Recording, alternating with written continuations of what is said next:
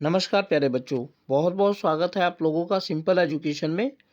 दोस्तों, आज की इस वीडियो में हम लोग बात करेंगे कक्षा 9 की 11 मार्च की सामाजिक विज्ञान की वर्कशीट नंबर 99 के बारे में। यह वर्कशीट इतिहास की पाठ्यपुस्तक के तीसरे अध्याय नाजीवाद और हिटलर का उदय से ली गई है और यह एक पुनरावृत्ति कार्य है। इस वर्कशीट में हमें एक पैराग्राफ दिया गया है जो द्वितीय विश्व युद्ध में जर्मनी की स्थिति के बारे में बताता है और उसके बाद कुछ सवाल इस वर्कशीट में दिए गए हैं जो इस पैराग्राफ के आधार पर आधारित है। तो सबसे पहले हम पैराग्राफ को पढ़ेंगे और उसके बाद जानेंगे कि कौन से सवाल इस वर्कशीट में दिए गए हैं और कैसे हम उन सवालों का जवाब दे सकते हैं। तो चलिए बिना वक्त जाए किए हुए हम लोग आरंभ करते हैं आज की इस वीडियो में कक्षा 9 की 11 मार्च की सामाजिक विज्ञान की वर्कशीट नंबर 99 का अध्ययन नाजीवाद और हिटलर का उदय के बारे में। 1940 के अंत में हिटलर अपनी ताकत के शिखर पर था। अब हिटलर ने अपना सारा ध्यान पूर्वी यूरोप को जीतने के दीर्घकालिक सपने पर केंद्रित कर दिया। वह जर्मन जनता के लिए संसाधन और रहने की जगह यानी लिविंग स्पेस का इंतजाम करना चाहता था। जून 1941 में उसने सोवियत संघ पर हमला किया। यह हिटलर की एक ऐतिहासिक बेवकूफ़ी थी। इस कारण से जर्मन पश्चिमी मोर्चा ब्रिटिश वायुसैनिकों की बमबारी की चपेट में आ गया, जबकि पूर्वी मोर्चे पर सोवियत सेनाएं जर्मनी को नाको चने चबवा रही थी। सोवियत लाल सेना ने स्टालिनग्राद में जर्मन सेना को घुटने टेकने पर मजबूर कर दिया। सोवियत लाल सैनिकों ने पीछे हटते जर्मन सिपाहियों का आखिर तक पीछा किया और अंत में वे बर्लिन के बीचों बीच जा पहुंचे। इस घटना ने अगली आधी सदी के लिए समूचे पूर्वी यूरोप पर सोवियत वर्चस्व स्थापित कर दिया। तो प्यारे बच्चों, ये वर्कशीट थी। अब इस वर्कशीट के आधार पर कुछ सवाल दिए गए हैं जिनका जवाब हमें देना है। पहला सवाल है कि हिटलर का दीर्घकालिक सपना क्या था। तो पूर्वी यूरोप को जीतना हिटलर का दीर्घकालिक सपना था। पूर्वी यूरोप को जीतने का जो सपना था वो इसलिए महत्वपूर्ण था क्योंकि पूर्वी यूरोप जो था ऐसे देशों से भरा पड़ा था जो ज़मीन के स्तर पर बहुत बड़े थे और उसका मानना ये था कि अगर वो पूर्वी यूरोप के देशों को जीत लेता है तो वो अपने देश के लोगों को रहने के लिए वहाँ पर भेज सकेगा। इस प्रकार उसका ये जो सपना था वो और अधिक ज़मीन को अधिकृत करके अपने नागरिकों को बसाने से जुड़ा हुआ था। अगला सवाल है कि हिटलर की ऐतिहासिक भूल क्या थी और क्यों। इसके जवाब को हम इस तरीके से लिख सकते हैं कि 1941 में सोवियत संघ पर हमला करना हिटलर की ऐतिहासिक भूल थी क्योंकि पूर्वी मोर्चे पर वह ब्रिटेन से अपनी रक्षा कर सकता था। अगर स्पष्टीकरण दें तो कह सकते हैं कि पश्चिमी यूरोप पर जर्मनी के ऊपर जो ब्रिटेन था उसने हमला किया हुआ था और पूर्वी यूरोप पर वो अपनी रक्षा कर सकता था। पूर्वी यूरोप से वो आगे या पीछे हट सकता था। लेकिन जब पूर्वी यूरोप में भी उसने सोवियत संघ पर हमला कर दिया तो वो पूर्वी और पश्चिमी दोनों ही मोर्चों पर गिर गया। अब वो ना तो पूर्वी यूरोप से पूर्वी मोर्चे से आगे बढ़ सकता था, ना ही पश्चिमी मोर्चे से पश्चिमी मोर्चे पर इंग्लैंड ने उसकी नाक में दम किया हुआ था, जबकि पूर्वी यूरोप पर अब वो सोवियत संघ से आकर गिर गया था। इसीलिए 1941 के जून में जर्मनी द्वारा पूर्वी मोर्चे पर सोवियत संघ पर हमला करना उसकी एक ऐतिहासिक भूल थी जो द्वितीय विश्व युद्ध में उसकी हार का एक प्रमुख कारण बनी। तीसरा सवाल है कि इस भूल का परिणाम क्या हुआ। इस सवाल के जवाब को हम इस तरीके से लिख सकते हैं कि हिटलर द्वारा पूर्वी मोर्चे पर सोवियत संघ पर हमला करने का यह परिणाम निकला कि युद्ध में वह पूर्वी तथा पश्चिमी दोनों मोर्चों पर घिर गया और अब युद्ध में उसका हारना लगभग तय हो गया।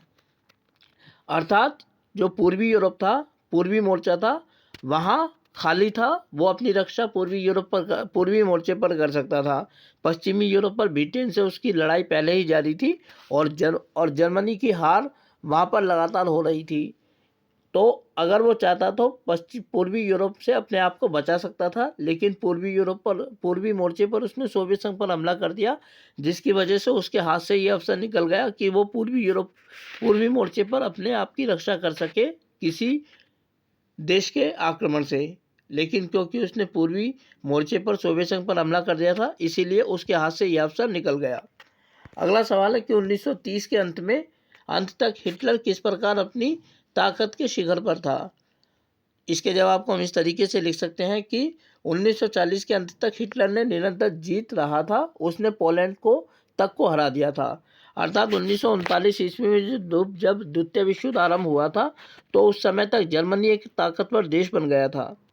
उसने वर्साई की संधि का अंत कर दिया था और अपने आप को एक ताकतवर देश बनाने के लिए द्वितीय विश्व युद्ध की शुरुआत भी कर दी थी और युद्ध की शुरुआत में उसको निरंतर जीत मिलती रही, यहाँ तक कि पोलैंड जैसे ताकतवर देश को भी उसने पराजित कर दिया था। इस तरीके से हम देखते हैं कि 1940 की शुरुआत तक या अंत तक जर्मनी हिटलर के अधीन एक ताकतवर देश बन चुका था।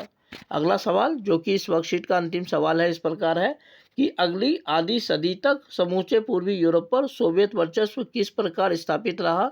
इसके जवाब को हम इस तरीके से लिख सकते हैं कि जिस समय सोवियत संघ ने जर्मनी को युद्ध में पराजित किया था उससे पहले युद्ध में जर्मनी की स्थिति बहुत बेहतर थी और लग रहा था कि कुछ ही दिनों में जर्मनी युद्ध जीत जाएगा।